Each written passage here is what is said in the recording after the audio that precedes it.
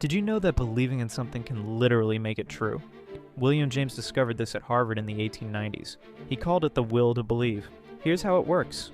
Some truths only become real when you act on them first, like believing someone can love you before they prove it, or believing you can succeed before you see results. James wasn't talking about blind faith. You need some evidence, but not complete certainty. When James battled depression, he tested this on himself. He chose to believe he could recover, and he did. Here's why this matters. Waiting for certainty kills opportunities. Your brain literally rewires itself based on what you believe. When you believe you can build better relationships, you start acting differently. When you believe you can change careers, you notice new possibilities. FDR used this principle to lead America through crisis. Modern psychology proves James was right. Your beliefs don't just reflect reality, they create it. The question isn't whether you have proof. The question is whether you're brave enough to believe first.